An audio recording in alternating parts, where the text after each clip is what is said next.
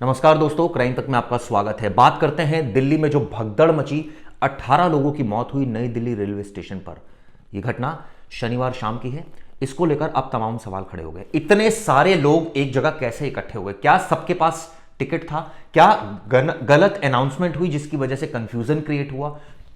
क्यों लोगों में कंफ्यूजन क्रिएट हुआ? क्या वहां पर कोई गाइड करने वाला नहीं था? वहां पर सिक्योरिटी क्यों मौजूद नहीं थी? अगर इतने सारे लोग आ रहे थे तो उनको मैनेज करने के लिए, तमाम ऐसे सवाल हैं जो खड़े होंगे। लेकिन सवाल ये उठता है कि प्रशासन कब चेतेगा? इस तरह की घटनाएं हो गई।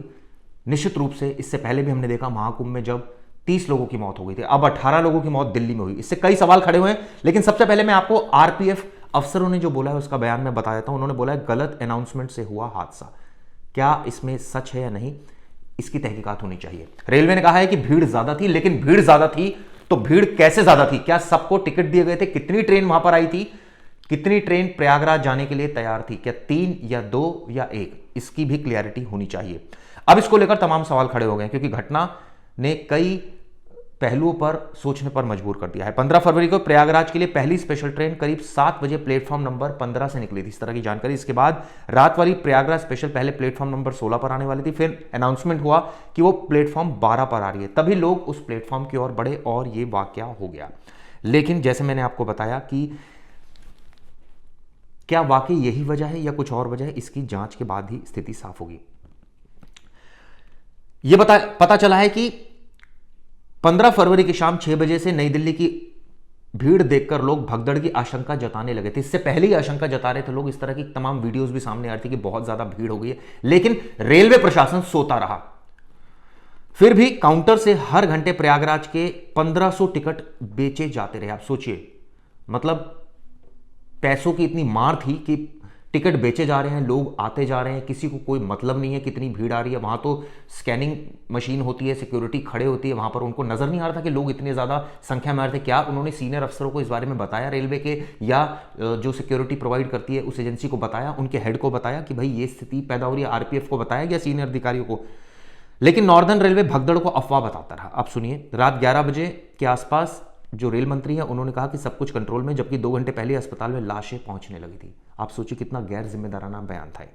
कल रात नई दिल्ली रेलवे स्टेशन पर जिस तरह की घटना हुई उस पर बातचीत करने के लिए इस वक्त हमारे साथ मौजूद हैं नॉर्दर्न रेलवे के सीपीआरओ हिमांशु शेखर उपाध्याय जी। हिमांशु जी, कल ये घटना कैसे हुई?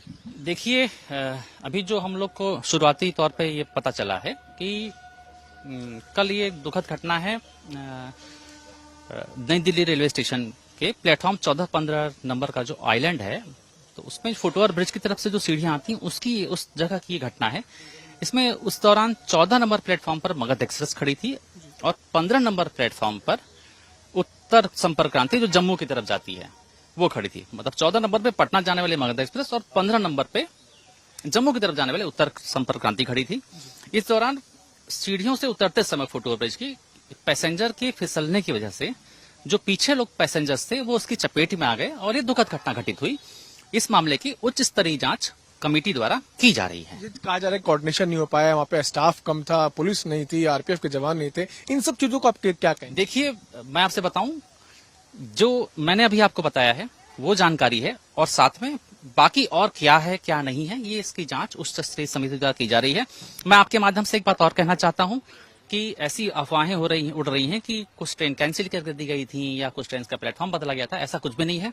कोई ट्रेन कैंसिल नहीं की गई थी, बल्कि हम लोगों ने तो शाम को 5 से 6 स्पेशल ट्रेन का अलग से संचालन किया और किसी भी ट्रेन का प्लेटफॉर्म भी नहीं बदला गया था। ये आपने अच्छी बात आपने बताया, क्योंकि ये अफवाह लोगों के बीच में पहुंची थी कि रेलवे ने ट्रेन कैंसिल कर दिया, अनाउंसमेंट हुई थी, प्लेटफॉर्म बदलने की बात की गई थी। क्या हुआ था पूरा, अगर आप बता पाए?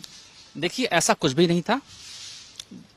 प्लेटफॉर्म पे भीड़ सामान्य थी, कोई बहुत ज्यादा रश नहीं था। इसी बीच फुटओवर ब्रिज जो 14-15 नंबर प्लेटफॉर्म की तरफ जो फुटओवर ब्रिज को सीढ़ियां कनेक्ट करती हैं उसमें एक पैसेंजर उतर रहे थे, उनके वो फिसल के गिर गए। तो उनके पीछे जो रश आ रहा था उसमें से जो पीछे यात्री थे वो इसकी चपेट में आ गए और ये दुखद घटना घटित हुई। देर में हालात को सामान्य कर लिया गया? हालात को थोड़ी देर में ही सामान्य कर लिया गया। ट्रेन पर परिचालन एज इट इज सामान्य रूप से चलता रहा। अभी भी ट्रेन सामान्य रूप से ही चल रही है और बल्कि हम लोगों ने 5 से 6 अलग से स्पेशल ट्रेन और चलाई। एक आखिरी प्रश्न, किस तरह से यात्रियों को अस्पताल लेके जाया गया, वहां पर किस तरह के इंतजाम किए? दिल्ली पुलिस और जीआरपी की मदद से सभी घायलों को और जो भी इसमें प्रभावित लोग थे उनको अस्पताल ले जाए। अभी की क्या स्थिति है? अभी सब कुछ नॉर्मल है। नई दिल्ली रेलवे स्टेशन पर as it is train operation चल रहा है, सभी व्यवस्थाएं नॉर्मल है। तो अभी स्थिति नॉर्मल है और कल जब घटना हुई तो उसके बाद जो है जितने भी इंतजाम करने की जरूरत है वो रेलवे ने किए, और ये बात साफ इस वक्त रेलवे ने कही है कि किसी भी तरह की कोई भी ट्रेन में कोई भी कैंसिलेशन नहीं हुआ था और किसी भी ट्रेन का आने और जाने का समय भी नहीं बदला गया था। अब देखना होगा कि जो उच्च स्तरीय जांच की बात की गई रेलवे के द्वारा उसमें किस तरह से जांच होती है। कैमरामैन लोकेंद्र के साथ मैं पीयूष मिश्रा, दिल्ली। 3 बड़ी गलतियां आपको बता दूं क्या थी। 15 फरवरी की शाम नई दिल्ली रेलवे स्टेशन से प्रयागराज के लिए और वहां से होकर जाने वाली 5 ट्रेनें शेड्यूल थी। ये कौन कौन सी थी आपको बता दें। प्रयागराज एक्सप्रेस थी, प्रयागराज स्पेशल ट्रेन थी, मगध एक्सप्रेस थी, स्वतंत्रता सेनानी एक्सप्रेस थी और भुवनेश्वर राजधानी एक्सप्रेस थी। इनमें से 3 ट्रेनें अपने तय समय से देरी से चल रही थी, इसीलिए उनके यात्री भी प्लेटफॉर्म पर इंतजार कर रहे थे, लेकिन पहले से ही प्लेटफॉर्म भरे हुए थे। शुरुआती जांच में सामने है कि इतनी भीड़ होने के बावजूद काउंटर से हर घंटे प्रयागराज के करीब 1500 टिकट बेचे जा रहे थे। इस वजह से प्लेटफॉर्म पर यात्रियों की संख्या लगातार बढ़ने लगी। एक ट्रेन लेट हो रही है, उसके पैसेंजर्स चढ़ नहीं पा रहे हैं और टिकट बेचे जा रहे हैं, लोग आते जा रहे हैं, इस वजह से इतनी भीड़ बढ़ती जा रही है। कहां हुआ ब्लंडर वो आपको बताता हूं कि प्रयागराज एक्सप्रेस ट्रेन में जनरल के कुल 2 कोच थे, यानी इसमें अधिकतम 250 यात्री आ सकते थे। स्वतंत्रता सेनानी में जनरल के 4 सेकंड सिटिंग अनारक्षित कोच थे जिसमें 400 पैसेंजर आ सकते थे। मगध एक्सप्रेस में जनरल के 2 डिब्बे थे जिनमें 250 आ सकते थे, और इसी तरह भुवनेश्वर नई दिल्ली एक्सप्रेस में जनरल डिब्बा होता ही नहीं है। अब आप सुनिए, प्रयागराज के लिए शेड्यूल ट्रेनों में करीब 900 जनरल या अनारक्षित टिकट पाने वाले यात्री कर सकते थे। ऐसे में सवाल ये उठता है कि जब 900 कर सकते थे तो 1500 टिकट क्यों जारी कर दिए गए? क्या प्रशासन को इस बात का इल्म नहीं था? क्या उनको ऐसा लग रहा था कि लोग लटक के चले जाएंगे? क्या रेलवे को रेवेन्यू बढ़ाने का इतना ज्यादा वो हो रहा था कि जिसकी वजह से टिकटें बेचे जा रहे हैं, लोग आते जा रहे हैं? भाई अगर आप टिकट बेचेंगे तो सिंपल सी बात है, लोग खरीदेंगे और लोग वहां पहुंचेंगे। आप टिकट बेचना बंद कर दीजिए, विदाउट टिकट तो कोई प्लेटफॉर्म पर आएगा, उसके खिलाफ एक्शन लीजिए। लेकिन ऐसा नहीं हुआ, जो सबसे बड़ी गलती थी। इसके अलावा मैं आपको बताता हूं, जो डीसीपी रेलवे हैं केपीएस मल्होत्रा, उन्होंने बताया कि जब प्रयागराज एक्सप्रेस प्लेटफॉर्म नंबर 14 पर खड़ी थी तो बहुत सारे यात्री ट्रेन में चढ़ने का इंतजार कर रहे थे। वहीं स्वतंत्रता सेनानी और भुवनेश्वर राजधानी देरी से चल रही थी और इन ट्रेनों के यात्री भी प्लेटफॉर्म 12, 13 और 14 पर मौजूद थे। आप सोचिए, इसी वजह से यहां पर कंजेशन हो गया। लेकिन सवाल ये उठता है कि इतने सारी सिचुएशन पैदा हो रही थी तो क्या नॉर्दर्न रेलवे सो रहा था? नॉर्दर्न रेलवे का भी एक बयान आया, जिस समय दुखद घटना घटी, जो नॉर्दर्न रेलवे का कहना है, उस वक्त प्लेटफॉर्म 14 पर पटना की ओर जाने वाली मगध एक्सप्रेस और प्लेटफॉर्म नंबर 15 पर जम्मू की ओर जाने वाली उत्तर संक्रांति एक्सप्रेस खड़ी थी। इस दौरान फुटओवर ब्रिज से 14 और 15 प्लेटफॉर्म की तरफ आने वाले यात्रियों सीढ़ियों पर यात्रियों के फिसल कर गिरने से उनके पीछे कई यात्री इसकी चपेट में आ गए। अब सवाल ये उठता है कि इतना ज़्यादा जो ये घटना हुई, अब तो तमाम बातें होंगी कि एक ट्रेन लेट चल रही थी, उसके यात्री खड़े थे, कंफ्यूजन क्रिएट हो गया। सवाल ये होता है, ये सारी चीज़ें मैनेज कौन करेगा? अगर आपको दिख रहा है कि 900 जो है वो जनरल बोगी में आ सकते हैं यात्री, तो आपने 1500 टिकट कैसे बेच दिए? आपको जब दिख रहा है कि एक ट्रेन लेट हो रही है, उसके पैसेंजर्स वहाँ खड़े हैं, तो आपने दूसरे जो लोग थे उनको कैसे एंट्री दे दी? अगर उनको एंट्री दी तो कम से कम उनको इस तरह से एंट्री देनी चाहिए थी कि अगर उनकी ट्रेन आ गई थी तो उनको चढ़ा देते, लेकिन ऐसा नहीं हुआ। इतना कंफ्यूजन क्रिएट हो गया, इतना मिसमैनेजमेंट था जिसकी वजह से घटना हुई दोस्तों, और 18 बेगुनाह लोग मारे गए। आप सोचिए, प्रयागराज जा रहे थे, कुंभ में स्नान करने जा रहे थे, उनके साथ क्या हो गया?